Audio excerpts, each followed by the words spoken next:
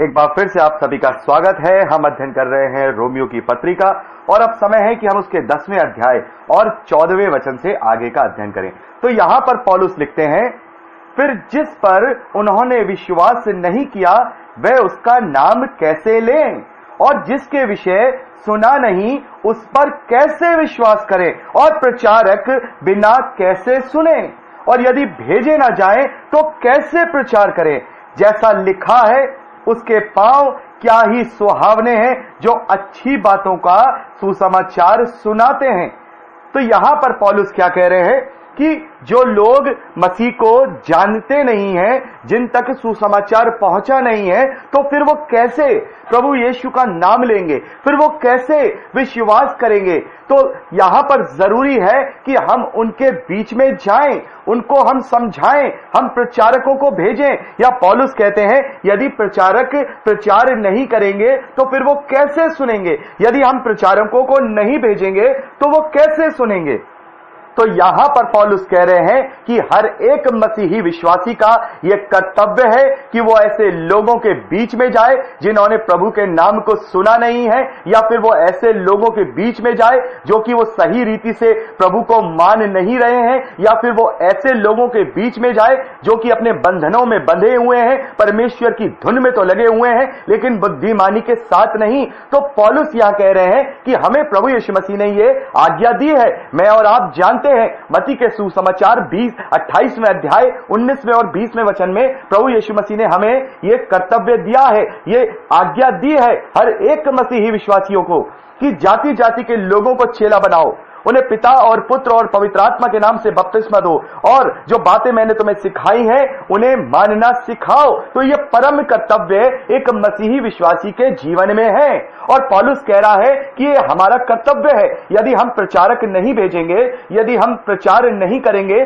तो फिर वो कैसे जानेंगे प्रभु के नाम को, फिर वो कैसे विश्वास करेंगे। तो ये जो एक मसीही जीवन का जो आधार है, ये जो एक कर्तव्य है, ये बहुत बड़ा कर्तव्य है कि हर एक मसीही विश्वासी, ऐसा नहीं है कि केवल जो प्रचार करने वाले लोग हैं, जो पास्टर हैं या इवेंजलिस्ट हैं या किसी और प्रकार से शिक्षक है, उनका ही ये काम है। नहीं, ये सभी मसीही विश्वासियों का मिलकर के काम है। और इसको बाद में अभी हम 12वें अध्याय में पढ़ेंगे तो ये बात पौलुस ने की है कि हम सब एक देह हैं और देह के सब अलग अलग अंग हैं, और अलग अलग अंग जैसे मिलकर के काम करते हैं शरीर के लिए, वैसे ही प्रत्येक मसीही विश्वासी भाई बहन मिलकर के काम करते हैं उस कर्तव्य को, उस बीड़ा को पूरा करने के लिए जो प्रभु यीशु मसीह ने हमें दी है। और यहां हम देखते हैं कि पौलुस अगर इस प्रचार को आगे नहीं बढ़ाते, पतरस अगर इस प्रचार को आगे नहीं बढ़ाते, यूहन्ना अगर इस प्रचार को आगे नहीं बढ़ाते, तो क्या यह प्रचार आज मेरे और आपके पास पहुंच सकता था? यह उद्धार मेरे और आपके पास पहुंच सकता था? यह परमेश्वर का अनुग्रह है कि परमेश्वर ने यह आज्ञा दी है, यह कर्तव्य दिया है। इसका सबसे बड़ा जो कार्य मसीही विश्वासियों को करने के लिए दिया गया है कि जाति जाति के लोगों तक सुसमाचार पहुंचे, उन तक ये सुसमाचार पहुंचे जो परमेश्वर की धुन में तो है लेकिन बुद्धिमानी के साथ नहीं।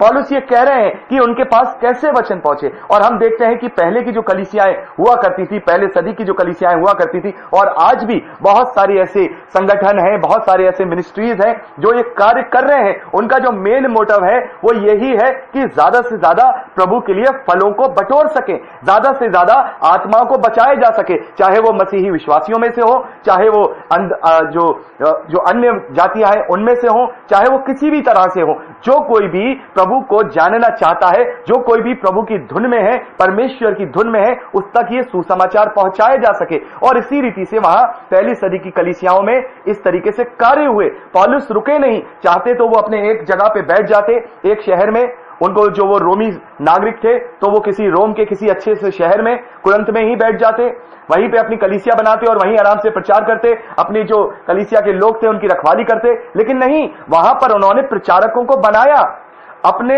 जो और उनके साथ जो साथी थे, नौजवान थे, बुजुर्ग थे, उन्हें वचन में बढ़ाया, उनको सिखाया, उनको प्रचार करने वाला बनाया, और उनकी जिम्मेदारियां वहां उसने सौंपी। जहां कहीं भी उसने जो कलीसिया है उसका स्थापित किया है, वहां एक एक अगुवे को वहां पर रखा है, चाहे वो तिमुथियुस हो, चाहे वो और तीतुस हो, बहुत सारे ऐसे हम नाम देखते हैं। लेकिन पौलुस ने एक जगह रह के काम नहीं किया, क्योंकि वो अपनी बुलाहट को जानते थे। वो सालों साल प्रचार किया करते थे।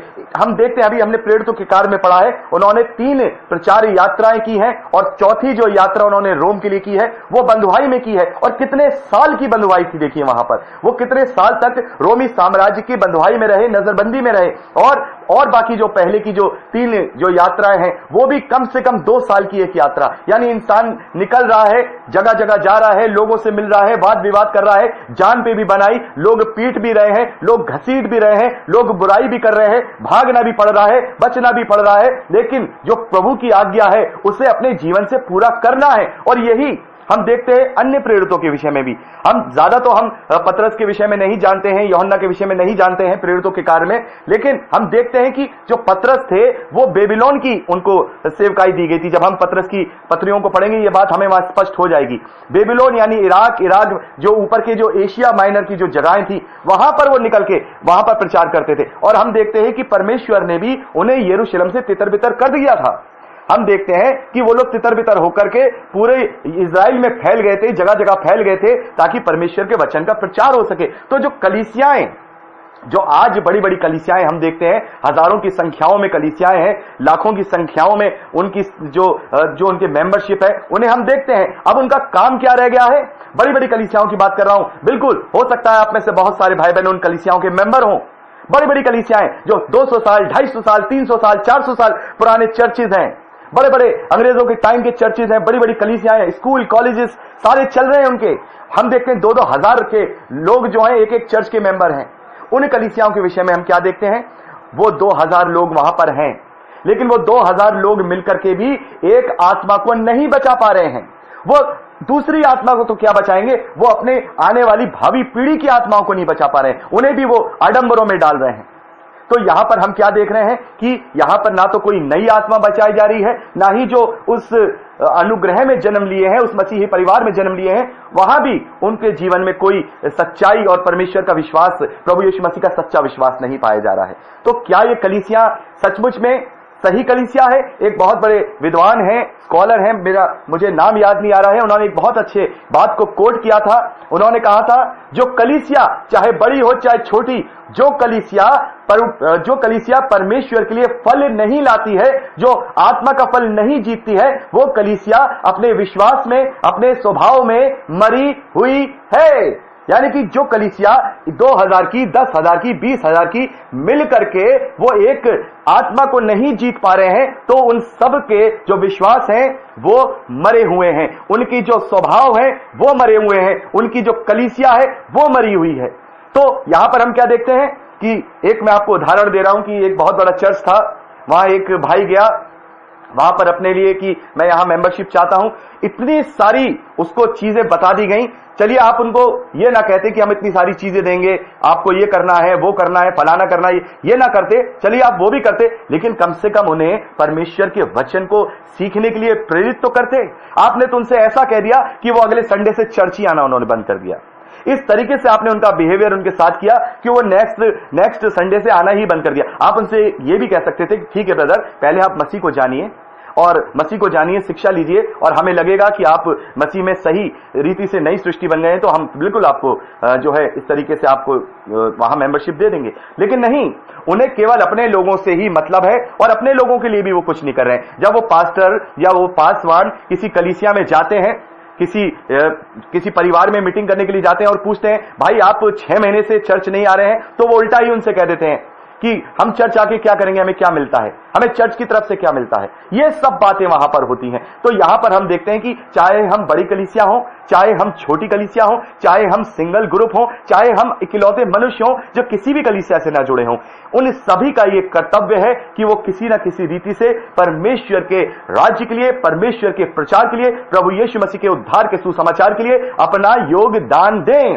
और एक बहुत ही प्यारा गीत है जो आराधना के समय काफी हम गाते हैं, वो गाना है, तन मन और धन उसे दो, अपने यीशु को सब कुछ दो, क्योंकि उसी के द्वारा उद्धार पाना है, जीती आत्मा का दान उसे दो। गर यीशु के बनना चाहो, कुछ करके दिखाना होगा। खुद बचना ही काफी नहीं है, औरों को बचाना होगा। जीती आत्मा का दान उसे दो। तो यहाँ के जो गीत मुझे बहुत ही पसंद आता है कि हम अपना सब कुछ प्रभु यीशु मसीह को दें, अपने तन मन धन के साथ हम प्रभु यीशु मसीह पे अपने आप को समर्पित करें। और यहाँ पर जो ये सबसे प्यारी लाइन है जो मुझे अपने लिए लगती है कि वहां पर ये कहा गया है कि खुद बचना ही काफी नहीं है, औरों को भी बचाना होगा। यदि यीशु के अपने आप को कहना चाहते हो, यदि यीशु के अपने आप को बनाना चाहते हो, तो सबसे पहले तुम्हें कुछ करके दिखाना होगा। अपने जीवन से बहुत सी आत्माओं को बचाने के लिए कोई ना कोई कार्य करना होगा, क्योंकि खुद बचना काफी नहीं है, औरों को भी बचाना होगा। तो ये गीत हमें एक कर्तव्य की याद दिलाता है, इसलिए ये गीत मैंने गाया। ये कर्तव्य की याद हम याद करें, हम अपने जाकर के कलीसिया के अगुओं से सवाल करें, हम उनसे पूछें कि पास्टर या जो भी आप उनसे जो भी संबोधन करते हैं, पास्टर ये हमारी कलीसिया में क्या इस प्रकार का काम हो रहा है